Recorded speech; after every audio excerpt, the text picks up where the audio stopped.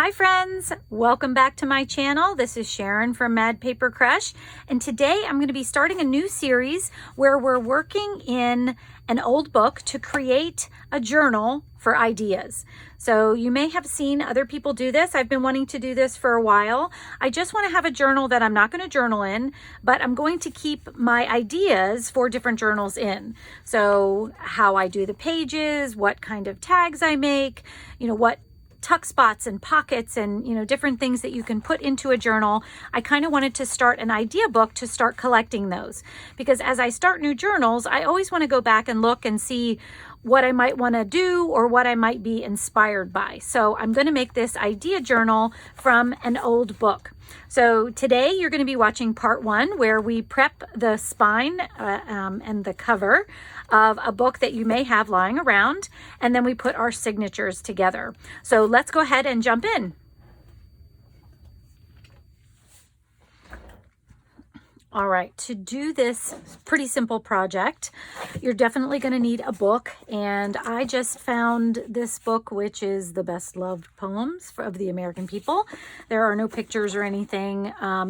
It has some great torn edge papers, which I will definitely be using for other things.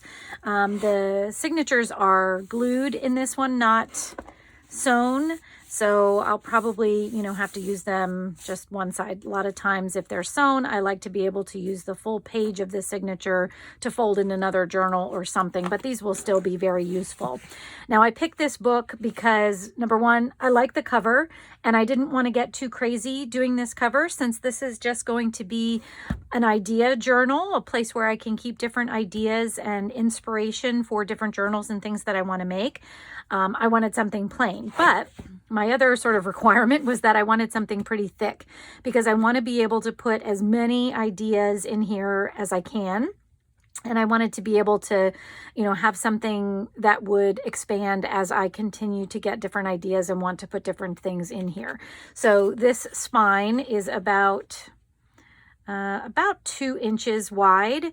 And while, I maybe could have found something bigger, I think this will be good for now. So it's bigger than most of the other books that I found, but still big enough for, for me to put a bunch of ideas in it. So, and then the book itself is just about a little over 5.5 inches wide by just about 8.5 inches tall. So I wanted to also find something where I could take a US piece of paper, fold it in half, and have it fit in here. So we might have to, rethink the height of the papers, but I'm not too concerned about that right now. I'm going to see how it works out. So the other things that you need, I'm going to use, this was sold as a muslin, but it's pretty thick. It's kind of a heavier weight muslin than some of the other ones that I've gotten. So if you have like a canvas or something like that, that might be good to use. This is going to be for the inside of the spine to reinforce it a bit, for us to put our things on. And then I'm also going to be using a X-Acto knife here to cut out the signatures from the middle of the book. I might need a bone folder just to kind of, push the fabric down and make sure I've gotten everything in the nooks and crannies there. I may need some scissors to tear this fabric or cut this fabric as well. And then some of the other things that I'm going to be using, I'm going to be using my Crocodile with the 3/8 inch eyelets, because I think what I'm going to do, because of the size of this spine and the way I'd like this idea journal to work, is I want to have 5 signatures. 3 of them I'm going to sew in, and 2 of them I'm going to use as elastics so that I can pull the whole signature out, so that I can add stitching or, different things that may be harder to do if the signature was actually sewn into the book. So I wanted to kind of leave my options open for the signatures. So I'm going to be using these eyelets to create the elastics here that I'm going to be using. And then the other thing that you'll need is some thread. Oops. So, and I use this nylon thread. I just seem to like it, so I'm going to be using that nylon thread to sew in the signatures that I'm actually sewing in. And for that, I usually also have some beeswax to make the nylon a little less slick so that it holds better as it's going through the papers.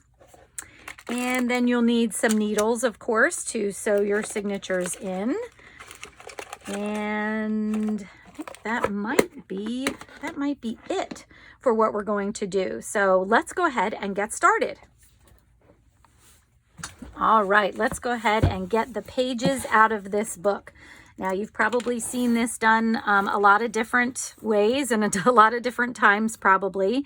So I'm just going to go through it pretty quickly.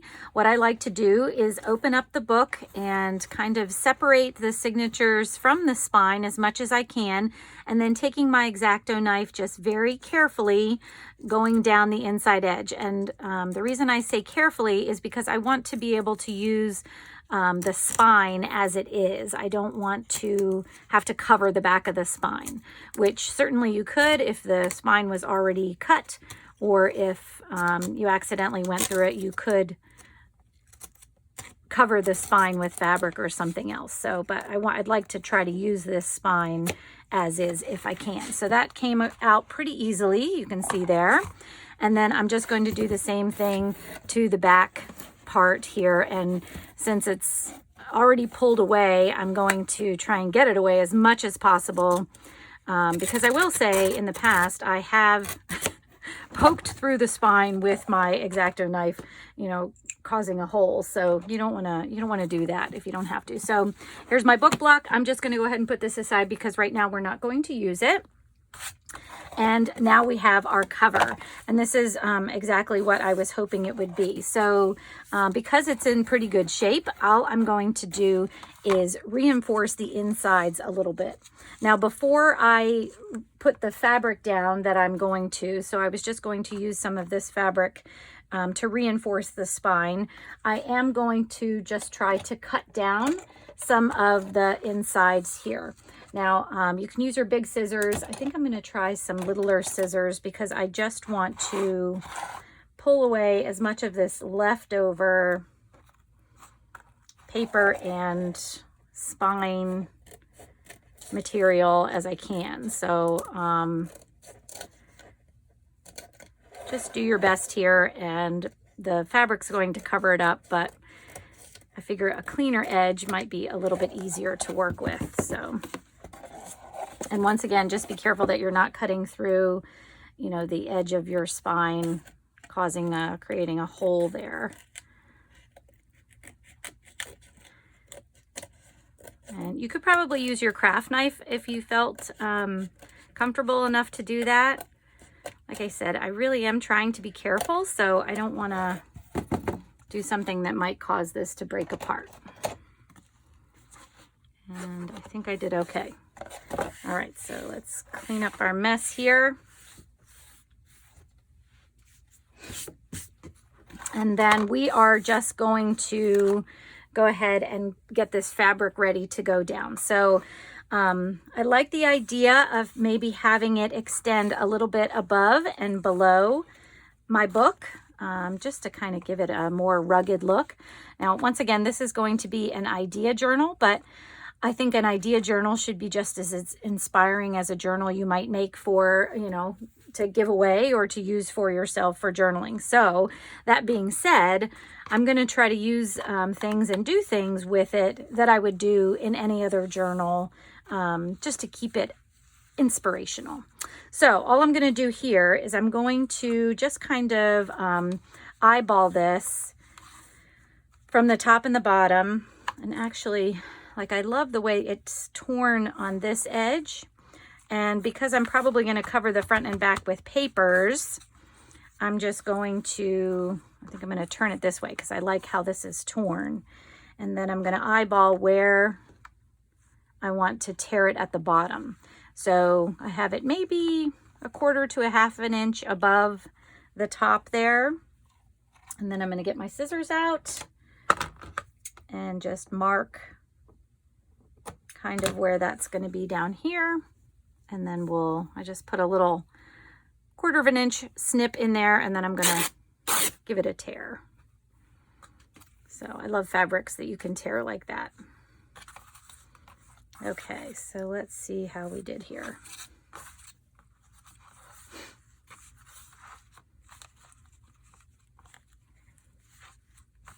Okay.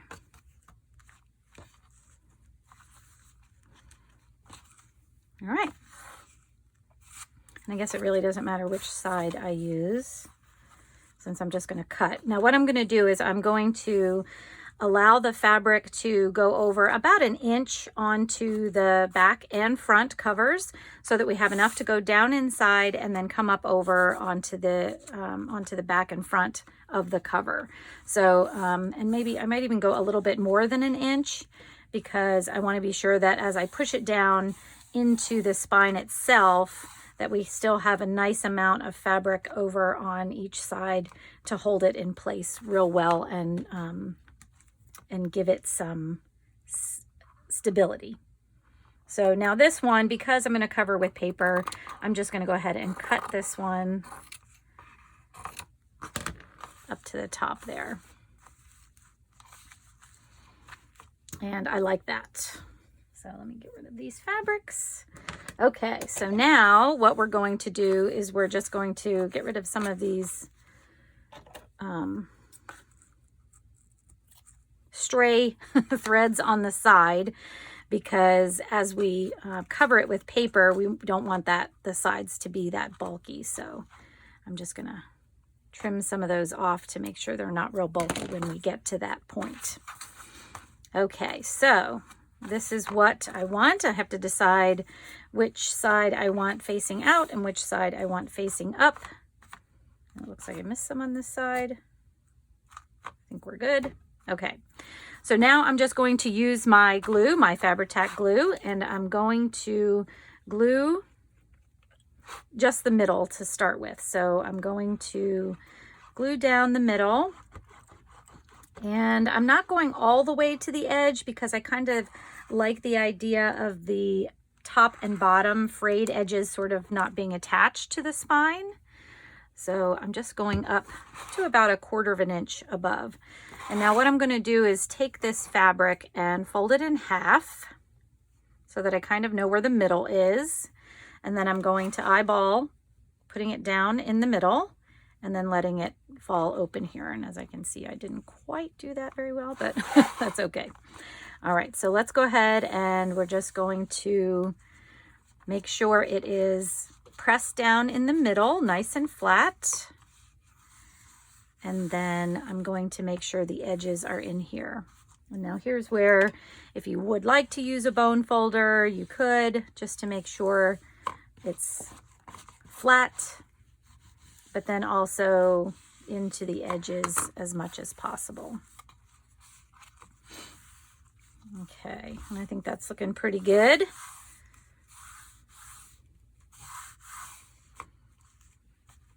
Okay, and now I am going to, because this is really uneven, boy, I did a pretty bad job there.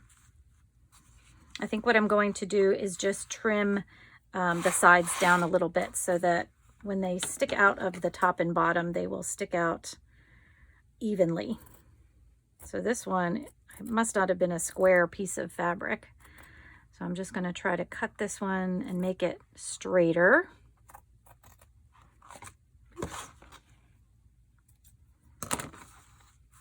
So that looks better. And this one, this side looks pretty straight, but it's much bigger than this side. So I am just going to trim this down a little bit so that the size matches a little bit better.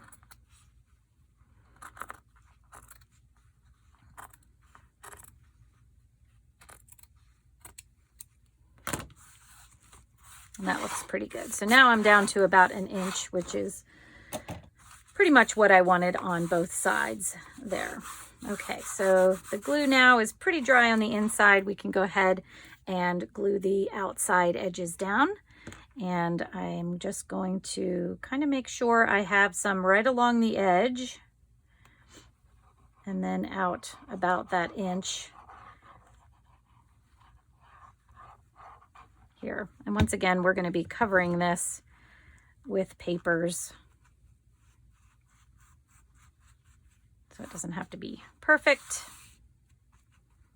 but we do want it as flat as possible on both sides. So I'm just going to go ahead and do both sides here.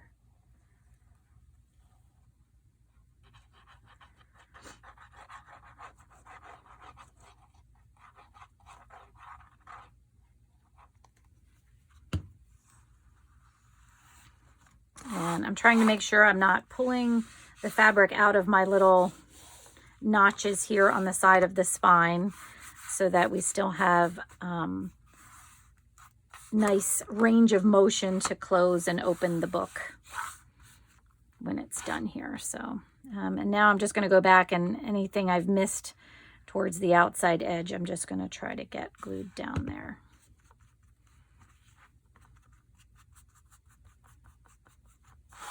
And I'll do this other side as well, but actually this one looks pretty good. Maybe just a little on the edge here.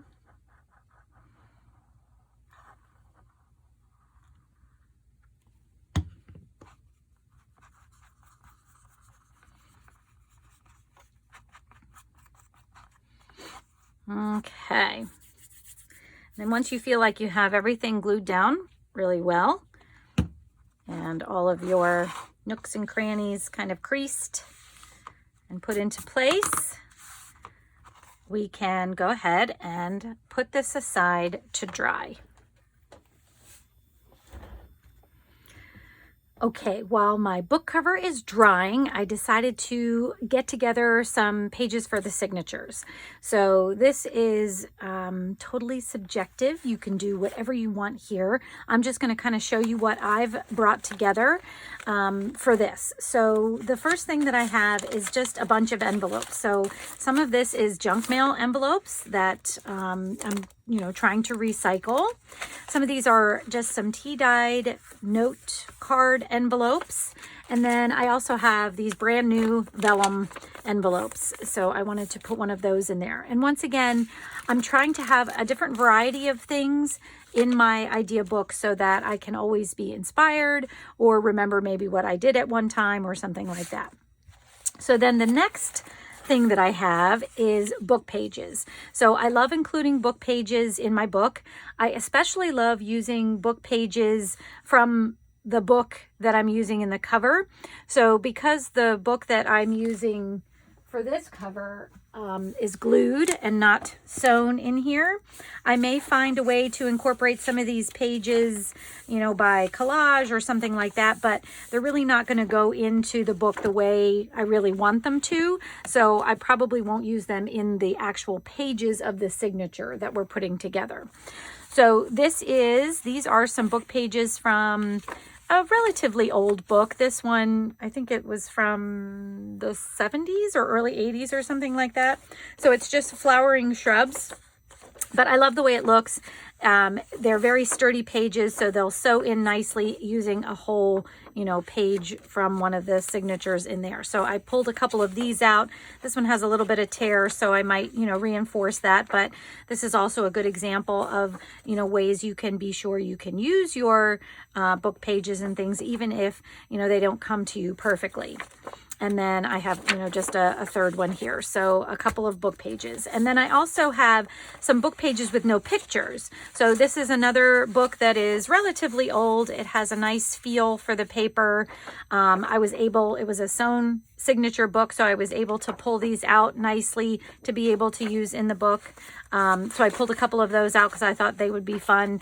And for whatever reason, I love the title, The Parasite. It may sound, I don't know, weird to people, but that's me. I kind of like that. And then because this is an idea book, I wanted it to be relatively plain.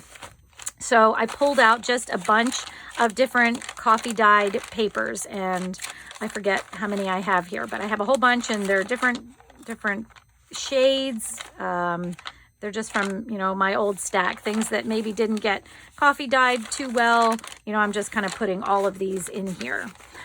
And the reason I'm not putting any white pages in here is because I like the vintage look. That's kind of what I'm into right now.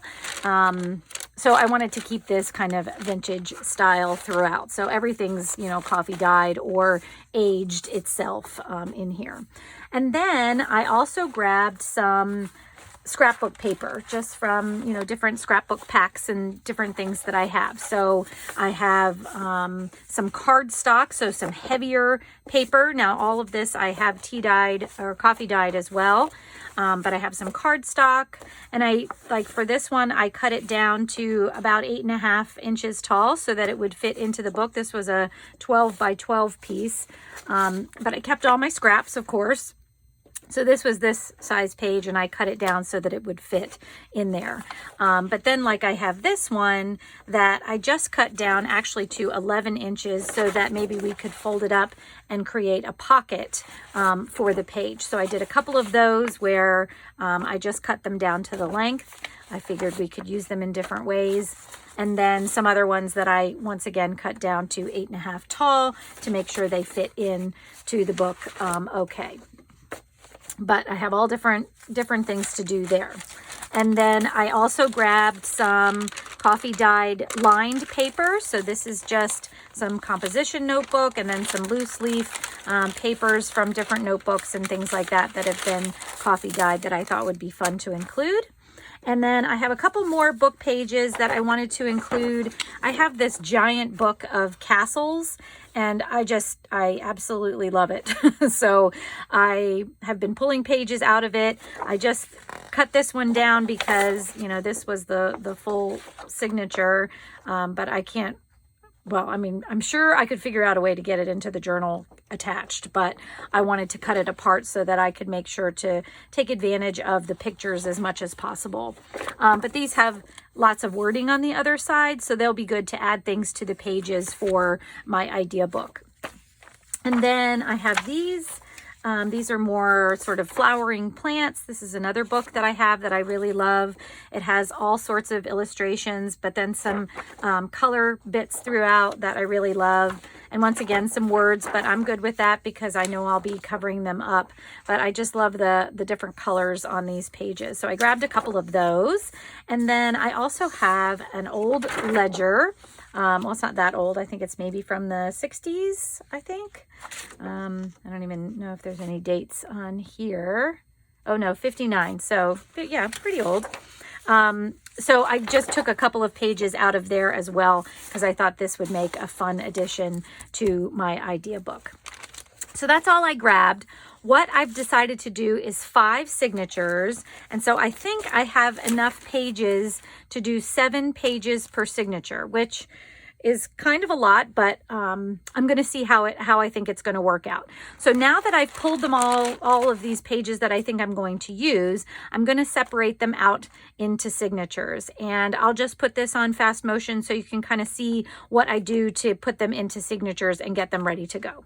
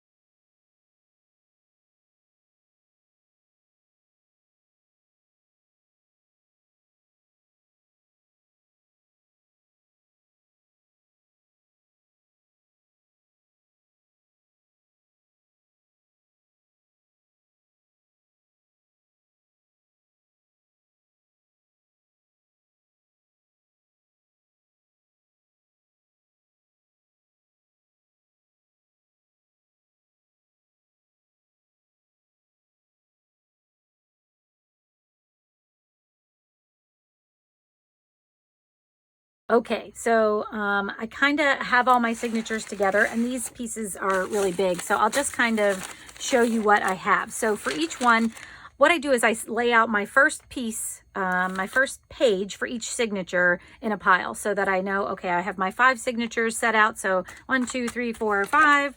And then I just try to distribute all the different pages I've pulled out to kind of make them even throughout, you know, the entire book. So I have, like for this signature, I have a flowering page. I have 1 scrapbook page. I have a book page there, 1 lined page, and then 3 blank pages, and then these 2 envelopes, which I'm going to create sort of 1 small page from as well. So that's kind of 1 signature. And they're mostly the same, but I had only pulled out 4 of those castle pages. So like this one will have a castle page, even though that other signature did not. And it'll have one of those, some scrapbook paper. This one has 2 book pages, since I had 6 of those. Lined paper, plain paper, and just a plain envelope. And like not even all of them got an envelope. So this one has the ledger paper instead of a castle page, and then the flowering scrapbook page, 1 book page in that one, and then some other book pages here. So I think they all should have close to 7, and I'm okay with if you know, one has 1 more, one has 1 less. I'm good with, you know, what we have there, because like these envelopes will make things bunch up a little, and things as well. So now what I'm going to do is I'm going to fold them all so that I get my signatures together, because I'm kind of happy with where they're at. I want to go ahead and fold all the signatures. So before I do that though, I just wanted to tell you kind of how I was going to fold some of the pages. Since this is an idea book, we can get some ideas from it. So I'm going to pull out, let's see, pull out this signature. So for example, this envelope, which is a standard, I think, number 10 envelope, I'm just going to leave it open because I'm going to use it to tuck things into, to have some pockets in there. So all I'm going to do is fold this in half so that when it goes in my signature, I will have a small envelope on either side to add things to. Now, a lot of times what I like to do with envelopes like this that have a big flap across here is to go ahead and cut them so that they sew easier together. So you want the flap to be able to be usable when it goes into the signature. So if it's sewn down, not cut, you're not going to be able to open it up. So I'm just going to try to mimic the angle on this side. It's going to be close, but not, you know, it's not going to be perfect, and I'm okay with that. Because the other thing is, even when it's cut, you'd like it to be pulled away from the edge of the page that it's next to so that it opens and closes easily. And actually with this one, I think I might need to cut down just a teeny bit more on the inside of this one so that it doesn't get caught in the middle of the signature there. Okay, so this one, so that's kind of what I'm going to do with my envelopes, and I will probably do the same thing with this one. Although, you know what, let's do this one a little bit different. So this is going to be for this signature. This is going to be for my other signature, but let me show you how I'm going to do this one. This one, I think I'm actually going to close the envelope. So this had some wording on it that I just covered up with like a, this is like a stamp that, you know, hides words from you, a security stamp, I think it's called. But I didn't want to show that. So I'll probably be covering that, or, you know, adding something else to it later. But what I'm going to do with this one is I am going to close it. And I think I'm just going to use I can probably just use some glue stick here. And I want to be sure that I'm just using the glue stick where the gummed portion might have been. So I'm only going in maybe 1/4 to 1/2 of an inch here, because I don't want to glue the whole thing shut. I just want to make sure I have the flap glued down. So now we've closed off this envelope, and to make it usable inside of our journal, because we are going to fold this one as well, what I'm going to do is I'm just going to take my page trimmer and very gently trim off just like 1/8 of an inch on either side, because then when we fold it in half and sew it inside the journal, we'll have a different kind of envelope pocket inside there. And it doesn't seem like this glue wants to hold right there. So let me grab my glitter glue. I don't know why that didn't want to hold for me, but let me go ahead and just make sure this is glued down. Ooh. All right, let's try that again. Now I have a tube, and when I take my tube and fold it in half and stitch it in, now we'll have a side pocket envelope. So I'm just going to fold this in half. And now when I sew it in, I'll have these little fun little side pockets to go in here. So I think that's fun too. And then I might as well do the last envelope with you that I'm thinking about doing kind of a different way. So this envelope, I have 2 envelopes to make one signature. So basically what I'm going to do with this one is slide one flap into the other and glue them together so that it kind of becomes one inside pocket envelope. So you can see now when I sew this in, my pockets will be on the inside here. So I have several different, pockets on the outside, pockets on the inside, and then flip pockets that kind of even look like little envelopes that are going to go in the signature. So after you kind of slide those together, you can glue them down. Now, I think what I may do though is leave this flap open, because once again, I have this idea journal, and I think this would be a good flap to do something else with. So I don't know exactly what that might be right now, but I'm just going to glue this side down on the inside of this one to put it together so that I can get it into the signature. Now, this may be one of those that I leave in my signature that's not sewn so that I can pull it out and do more with it later. But that's kind of what I want to do with this one. So I'm just going to add some glue, and we'll see how easy this is. Sometimes I find it hard to slide things into other envelopes and get them glued down properly. So let's see if I can do this on camera and get it together.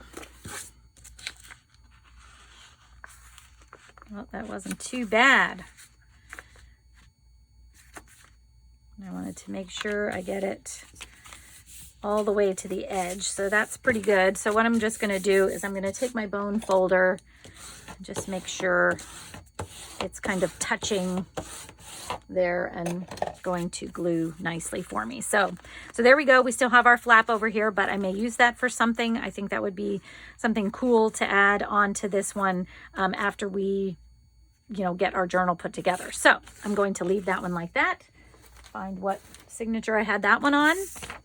Okay, now the only other things that I wanted to mention before I go ahead and fold the rest of this stuff in half, because the regular 8.5 by 11 sheets, I'm probably just going to fold in half. Although you could do different things with these too. You could fold them not quite in half, and then you could fold over, to make an inside pocket or something like that on them if you wanted to.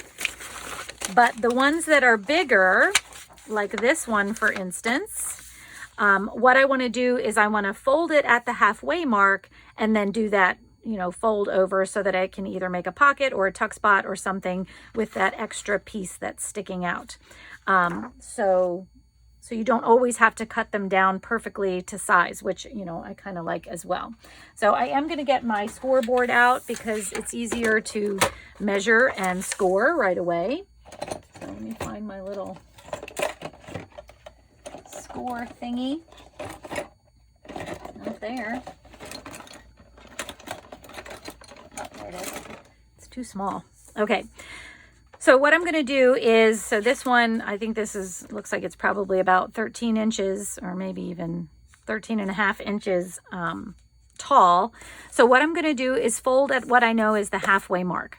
Now, what I might do, just to be sure, because my cover was about 5.5 inches, I may fold a little bit less than 5.5 inches to be sure that once I get all my signatures in there and they sit against the spine, that they're not necessarily pushing out, you know, across the edge. So I'm going to do this at 1/8 below the 5.5 mark. So that'll be 5 3/8 that I'm going to score at.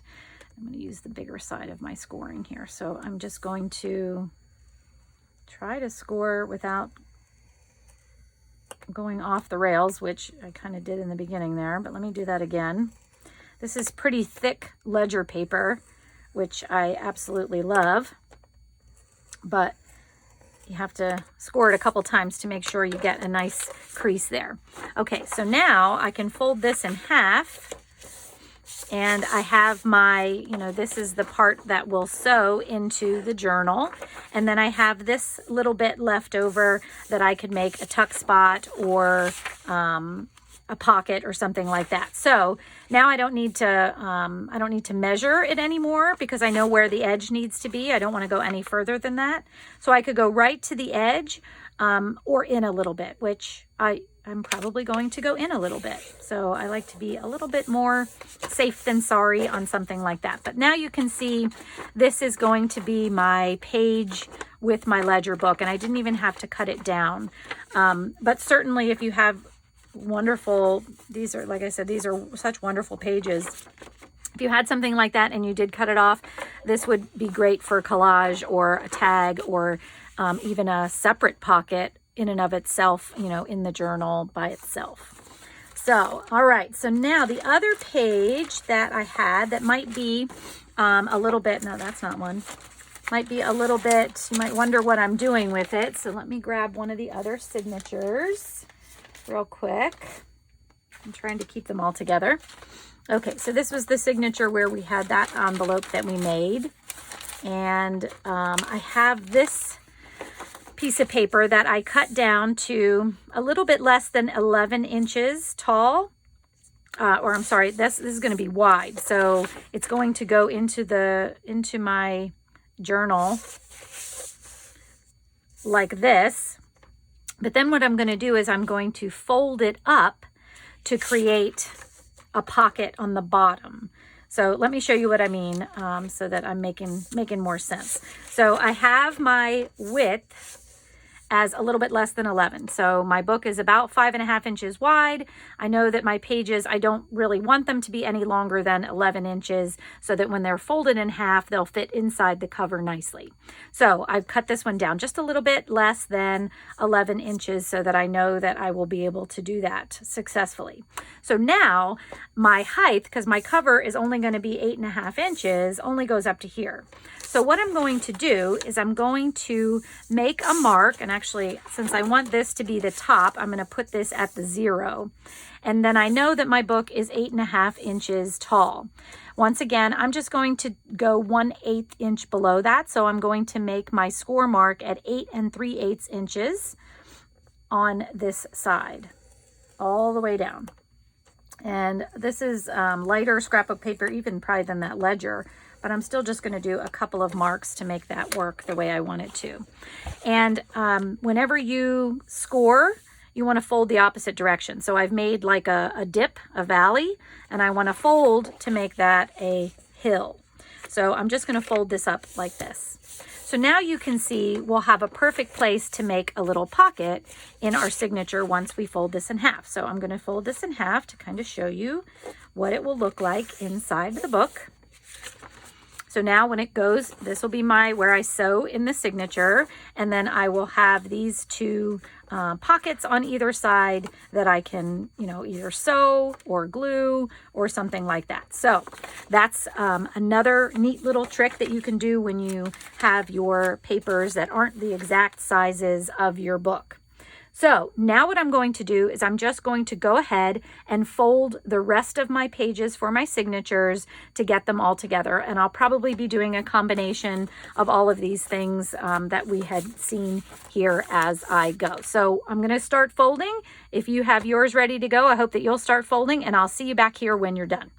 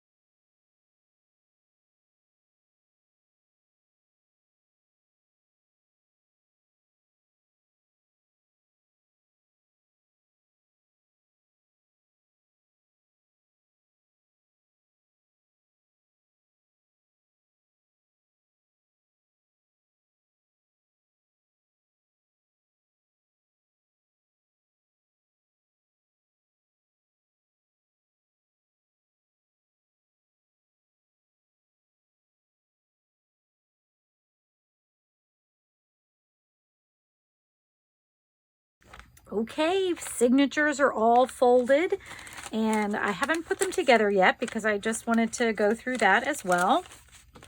But I have everything folded and separated into my 5 signatures here. So what I'm going to do now, let me just put these aside, and I'll just kind of stack them so that they stay separated for me, is what now we'll put them together in the order that I want them to go into the journals. So to do that, I just kind of spread things out, and then I just try to put things, you know, in a way that's varied, if that makes any sense. So first I just pick what I want the outside of my signature to be. So I like this one. I'm going to put this one in. I have 3 kind of plain papers plus the scrapbook paper that's kind of plain. So I kind of want to separate them all out if I can, or a little bit. It doesn't have to be totally separated. But I'm going to go ahead and put this lined one in next, and then this scrapbook paper that has a fold on it that I can use for a tuck or a little pocket on the side here. And then maybe I will put in this book page, and then I will put, maybe I'll put this one in, and then my lined one, and then maybe I will put in my ledger page, and that's not the way it goes. And then my final page there. So here is one signature in the order that I want it to go, all ready to go. So I'm going to do the same thing with the rest of my signatures and just get them all into the order that I want to have them in.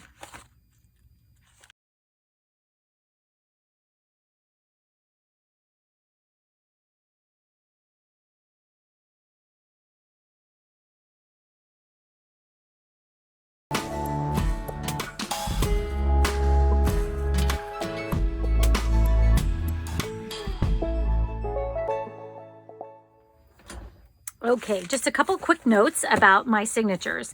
I must have miscounted because I had some extra pages that it seemed like there was probably too much in here. And there may even still be too much in here because this is already feeling like it's getting past 2 inches. And once I start adding more things in there, it might even be too much. So at this point, I may even go back and pull out some more of the pages so that I have a little bit less inside with the pages and more space to add, to the book as I start putting in the different ideas.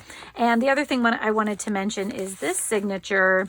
I must not have cut the page down. So I think this one is still 12 inches long.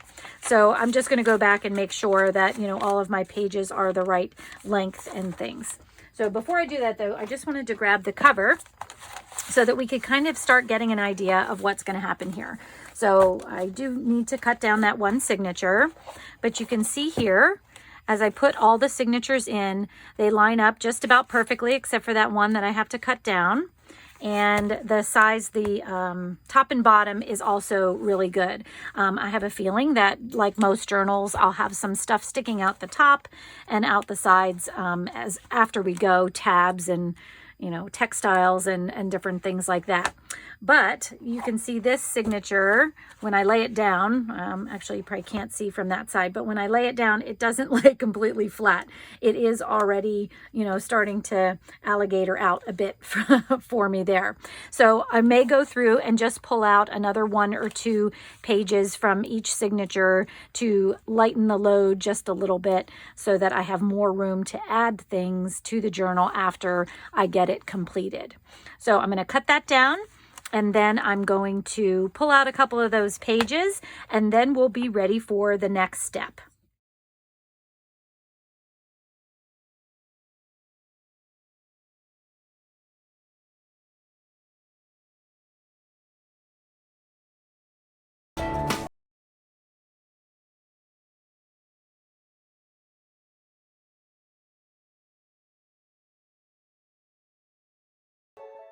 So now I'm just going to go through and I'm going to count them because I didn't even do that before. So I'm going to count how many pages I have in each one.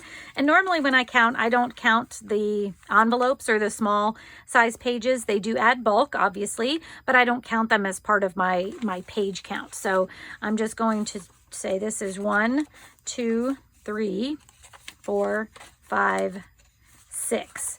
So, and because I have some cardstock and things like that in some of these, I think 6 is probably the max that I want to have for each one of the signatures. And depending on how many pages are in there, I may take out, so I'm going to make them so that I have at least 5 or 6 signatures in each one. Okay. I have taken some pages out and I have made sure everything was cut down nicely, and now the signatures are all ready to go. The last thing I do before I would put them into a journal is kind of decide what order I want them in.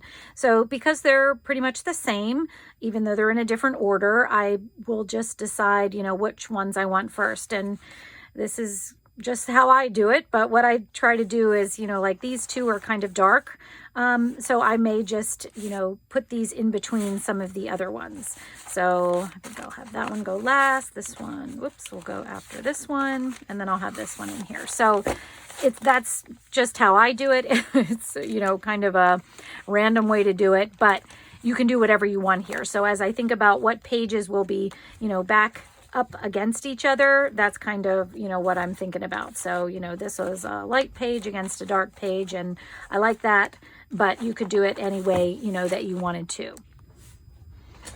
All right, I hope that you will join me next week for part 2 of putting together this idea journal for you to keep some inspiration and ideas in. If you like this video, please give it a thumbs up and subscribe to my channel if you aren't already. I try to put videos out every week, and I will see you next week. Have a great week, friends. Bye-bye.